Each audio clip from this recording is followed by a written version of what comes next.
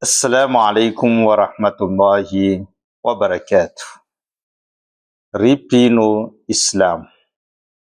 Efa andro maromaro zay isika dia tafiditra tanteraka amin'ny taom-baovao islamika 1447. Ary tafiditra tao anatin'ny volana Muharram, ary efa andahoantsika ihany koa ity volana Muharram ity. Ny fampatsahivantsika amin'ny ity androany ity dia isaky ny miova ny taona na tonga taona vaovao tahaka izao dia mihamanakaiky kokoa antsika amin'ny andro izay iverenantsika any amin'ny Allah subhanahu wa ta'ala. Mihamanakaiky foana antsika an'izany fahafatesana izany. Satria ny fahafatesana tenenin'ireo manam-pahaizana haqiqatun muttafaqun alayhi. Io fahafatesana io dia zavatra marina ary noeken'ny olona rehetra. Ary ny fahafatesana io efa nisy fotoana izy namakivaky atsika naka ny olona izay teo akaikintsika. Ary mbola ho isy fotoana ihany koa io fahafatesana io amakivaky ny olona izay eo akaikintsika dia tonga makatsika izy amin'izay fotoana izay. Ny teny ihany koa i Omar ibn Khattab radiyallahu anhu. Isan'andro ozy izy antsika maheno foana i maty ranona dia ny anaran'olo-kafa no voatonona eo. Maty ranona dia ny anaran'olo-kafa no voatonona eo. Fa mbola ho isy ozy izy ny fotoana izay ilazana hoe maty ranona dia ny anarantsika no voatonona eo amin'izay fotoana izay. Noho izany ripino Islam dia mila niomana fatratra atsika amin'izany fahafatesana izany. Satria ny fahafatesana tsy mba mampilaza mialoha na mandomba ravarana na mandefa hafatra amintsika. Fa tonga tampoka izy, ary rehefa tonga izany fahafatesana izany dia tsy miandry 2 minitra na miroso 2 minitra na tara 2 minitra. Fa ny fahafatesana dia tonga amin'ny fotoana izay nitendre ny tompo Allah subhanahu wa ta'ala azy eo amintsika. Ary tadidio ihany koa fa atsika vahoaka izay miaina ankehitriny no vahoaka fohy androm-piainana indrindra eto ambonin'ny tany. Voaporofo zany tamin'ny tantaran'ny mpaminany Nuh alayhi salam. Indray andro izy nahita vavy antitra nitomany teo amin'ny fasan'ny zanany izay maty herinandro lasa. Nanontany mpaminany Nuh alayhi salam, o ry vehivavy, fa maninona anao mandany ny androm-piainanao mitomany eto amin'ity fasana ity isan'andro isan'andro? Namaly izany vavy antitra zany hoe, o ry mpaminany Nuh, zaho ozy izy dia mitomany noho ny fahalasany izay zanako tanora dia tanora teto ambony tany. Nanontany mpaminany Nuh hoe, firy taona ary ilay zanakao izay nilazainao fa maty tanora dia tanora izany? Namaly izany vavy antitra zany hoe, maty izy teo amin'ny 100 taonany. Dia ny teny Nuh nametra-panontaniana mba hampihena ny alaheliny zany vavy antitra zany, dia ny teny izy manao hoe, o ry vehivavy, fantatrao ve ozy izy fa any aoriana any dia hisy vahoaka iaina eto ambony tany 80 taona monja no iainan'izy ireo eto ambony tany. Gaga taitra izany vavy antitra zany, ka ny teny manao hoe 80 taona monja no iainan'izy ireo eto ambony tany. Namaly mpaminany Nuh alayhi salam, eny 80 taona monja. Nanontany izany vavy antitra zany hoe, ao anatin'ny 80 taona io ve mbola mahavita manota ny tompo Allah izy ireo? Namaly izany mpaminany Nuh hoe, eny, ao anatin'ny enimpolo taona zany izy ireo indrindra no vahoaka be fahotana ary natambatry ny avokoa ny fahotany vahoaka zay tany aloha sy ny vahoaka taty aoriana. Nanontany indray zany vavy antitra zany, ao anatin'ny enimpolo taona zay iainan'izy ireo ety ambony tany ve? Moa ve izy ireo mbola misy fotoana mangorokarena? De namaly mpaminanao, eny, izy ireo ny vahoaka tia harena indrindra ary miady nohon' izany harena izany, ary indraindray mifamono mihitsy noho ny harena ary tsy mifandevy maty nohon' izany harena izany.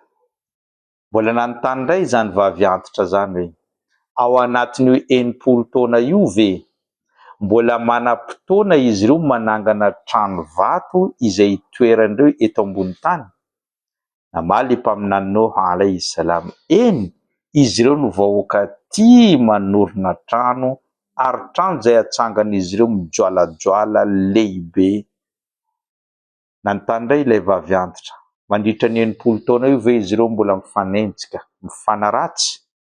De namaly mpaminanao alayhi salam, eny, izy ireo indrindra no vahoaka izay tia mifanenjika, mifanaratsy, eny na dia samy firenena anankiray ao anatin'ny finoana anankiray fa tia mifanenjika sy mifanaratsy.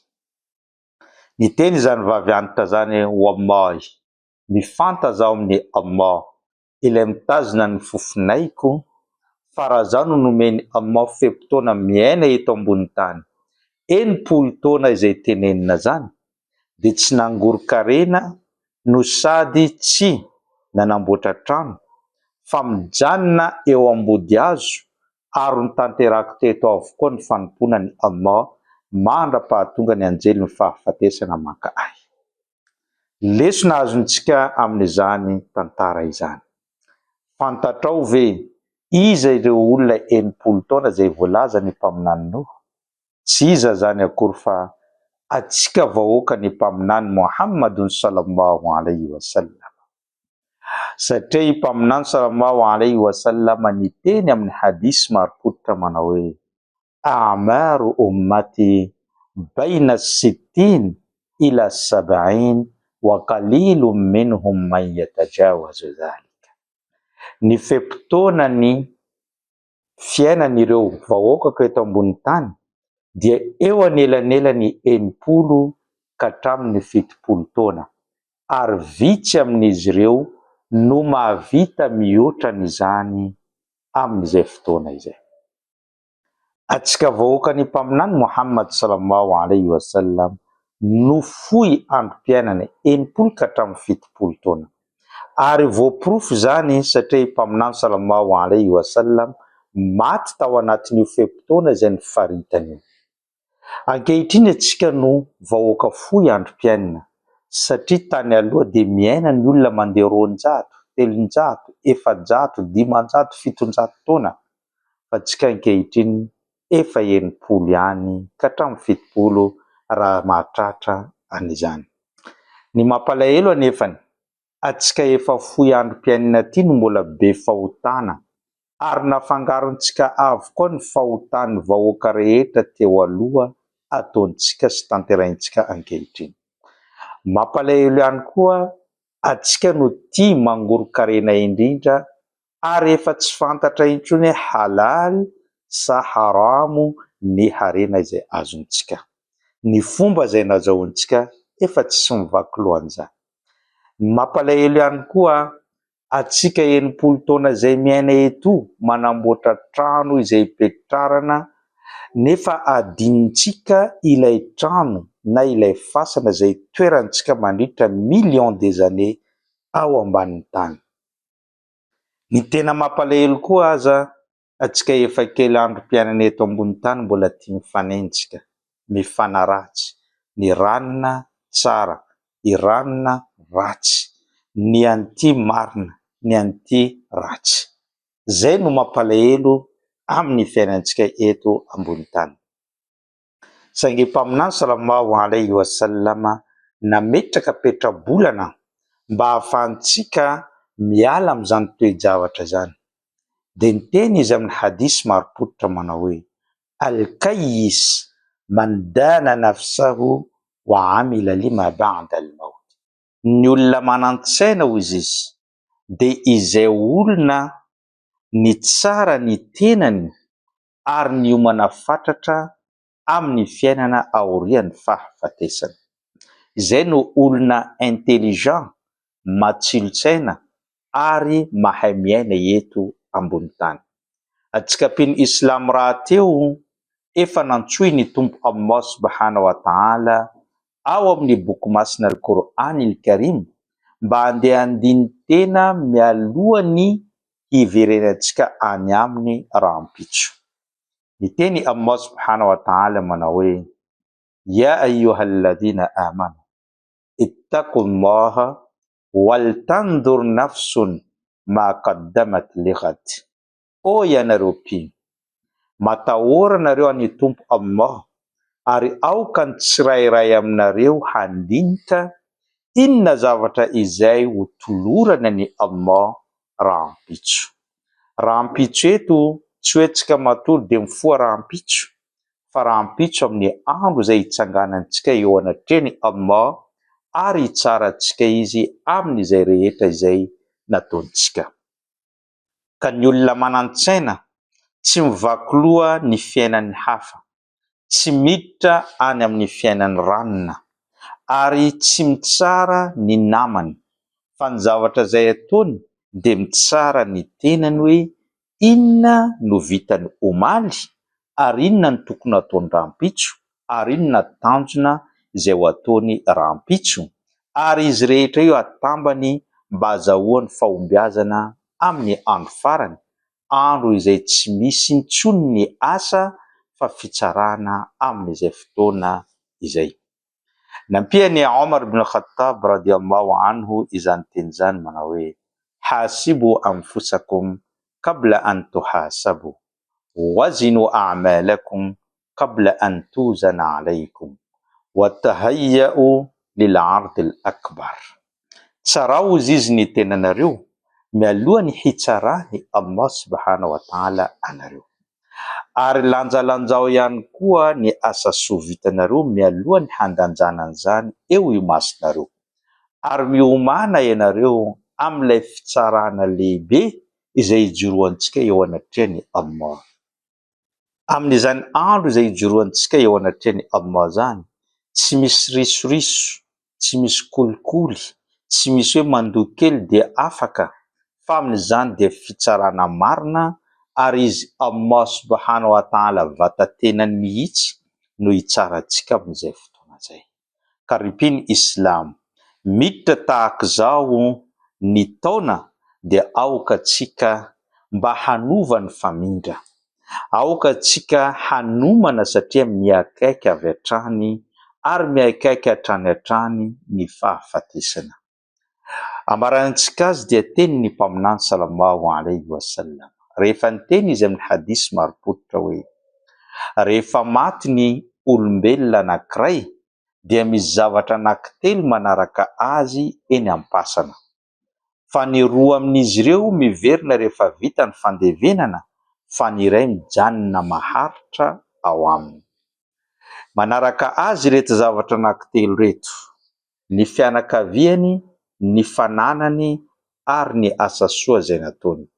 Saingy miverina rehefa vita ny fandevenana ny fianakaviany sy ny fananany, fa ny mitoetra ao aminy ary mitoetra mandrakizay miaraka aminy ary mamalavala azy ao anatin'izany fasana izany, ary izay no mahatonga ny fasana na mahazo hazavana avy any amin'ny paradisa na mahazo afo avy any amin'ny afobe, dia ny asa soa sy ny asa ratsy izay nataony. Satria rehefa maty ny olombelona ka tsara nataony, dia mbola ao am-pasana efa misy varavarakely avy any amin'ny paradisa misokatra ary manome mangatsiatsiaka sy manome hazavana ary misokatra malalaka aminy izany fasana izany.